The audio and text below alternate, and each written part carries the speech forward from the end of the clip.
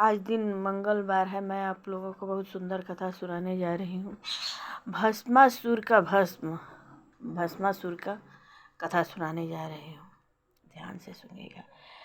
दैत्यराज शकुनी का पुत्र बृकासुर बहुत ही महत्वाकांक्षी था। एक दिन भ्रमण करते हुए महर्षि नारद वहाँ आए।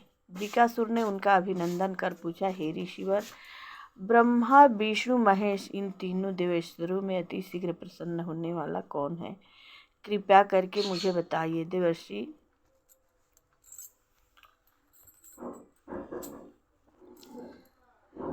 भगवान शिव को तो आशुतोष कहते ही इसलिए हैं कि वे अति शीघ्र प्रसन्न हो जाते हैं, परंतु एक बात याद रखना कि वे प्रलयंकर भी हैं। थोड़े से अपराध पर ही वे क्रोधित हो जाते हैं।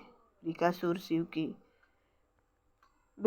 शिव की आराधना हेतु हिमालय पर्वत पर गया। केदार क्षेत्र में उसने अग्नि प्रज्वलित की और अपने शरीर का मांस काट काट कर ओम नमः शिवाय मंत्र से आहुतियाँ देने लगा। उसके यज्ञ को चलते 6 दिन हो गए।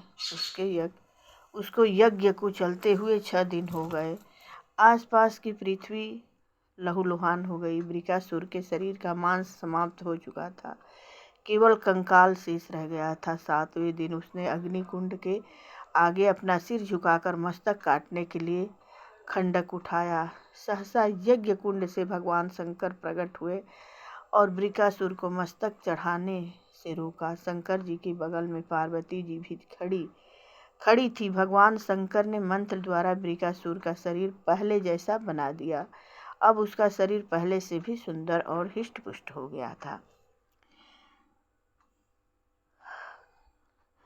वृषभध्वज बोले, हे बृकासुर, मैं तो मात्र बेलपत्र और अंजलि भर जल से ही संतुष्ट हो जाता हूँ।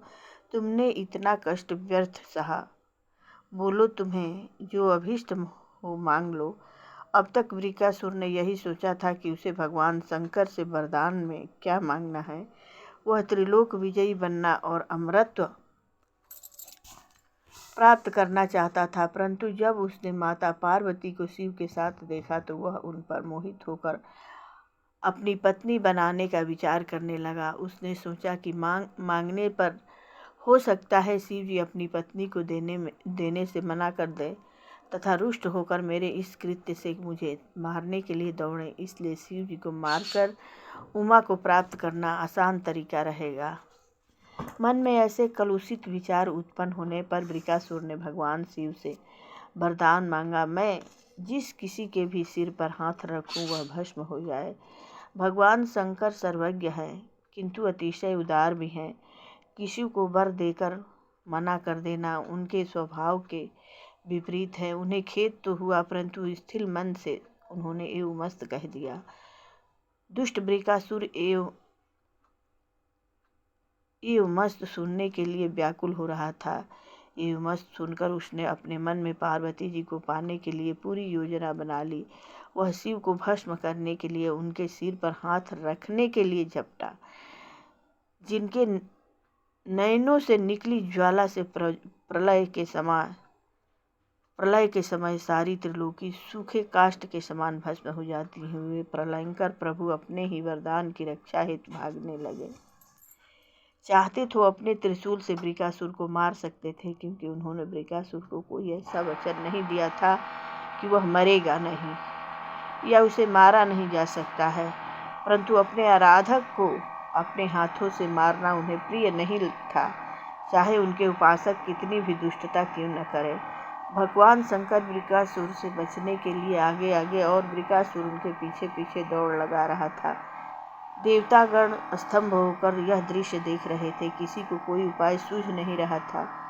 शिव शंकर कई स्थानों पर गए, परंतु बृकासुर भी उनके पीछे लगा रहा।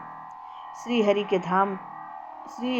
के धाम का नाम वैकुंठ इसलिए पड़ा क्योंकि वहाँ कुंठा का भय और शोक का प्रवेश नहीं हो सकता। भगवान शंकर दौड़ते दौड़ते वैकुंठ को पहुँचे। बृकासुर बहुत पीछे छूट गया था। श्री हरि को अपने धाम की रक्षा करनी थी और महेश्वर को भी संतुष्ट करना था। भगवान श्री हरि ने ब्रह्मचारी का रूप धारण किया, हाथ में कमंडल और पलाश दंड लिया तथा कौपीन पहनकर बृकासुर को वैकुंठ के रास्ते में रोक लिया। ब्रह्मचारी बने श्री हरि ने हाथ जोड़कर बृकासुर से कहा, आपका कल्याण हो, आप संसार में सर्वश्रेष्ठ हैं, आप किस हेतु इतनी दौड़ लगा रहे हैं? सभी को अपना शरीर प्यारा होता है, सारे ऐश्वर्य इस शरीर के लिए प्राप्त किए जाते हैं। आप लगता है काफ़ी देर से दौड़ लगा रहे हैं, आप थोड़ा विश्राम कर लें। अगर आप उचित समझें तो मुझे अपने दौड़ने का कारण बताएं, हो सकता है मैं आपके कुछ काम आ सकूं।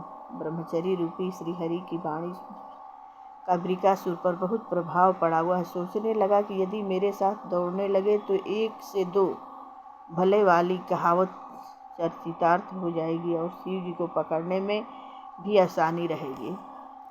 बृकासुर ने ब्रह्मचरी को वरदान प्राप्ति का वर्णन करके दौड़ने का कारण बता दिया। ब्रह्मचरी बृकासुर की बात सुनकर अट्टहास करते हुए बोले, मैं तो अब आपको बहुत बुद्धिमान समझता था, आप भी जिसके बहकावे में आ गए।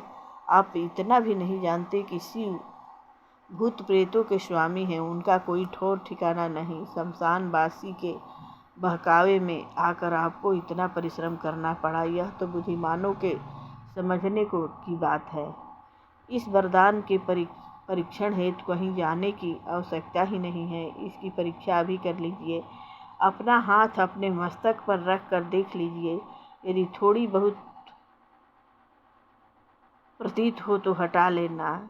यह वरदान सच भी है या नहीं, या व्यर्थ में जीवन भर उस शमशान वासी के पीछे दौड़ते रहोगे। एक बार और यदि शिव का वरदान झूठा निकला तो मैं आपके हाथ उसे पकड़ने में सहायता करूँगा। उसे हम दोनों पकड़कर इतना कठोर दंड देंगे कि फिर वह किसी को इस प्रकार भ्रम में डालने का साहस न करे। ब्रह्मचरी की बात उसे सही लगी। बृकासुर ने अपना हाथ जैसे ही अपने सिर पर रखा, वैसे ही उसके शरीर से निकली अग्नि ज्वाला ने उसे भस्म कर दिया। प्रेम से बोलिए भगवान शंकर की जय हो, भगवान विष्णु की जय हो। यह भगवान शंकर की कथा, बृकासुर की कथा मोक्षदायिनी कथा है। इसे कार्तिक महीना में रोज़ सुनना चाहिए। प्रेम से बोलिए श्री हरि विष्णु की जय हो। जय ही मंगलमय भगवान की जय हो, शिव भोलेनाथ की जय हो। जय जय अवधरधानी की जय हो, माता पार्वती की जय हो। मंगलमय भगवान की जय। सदा भवानी दाहिने सन्मुख खड़े गणेश, 5 देव मिली रक्षा करेंगे, ब्रह्मा विष्णु महेश। गोपी कृष्ण राधे कृष्ण, मंगलमय भगवान की जय हो।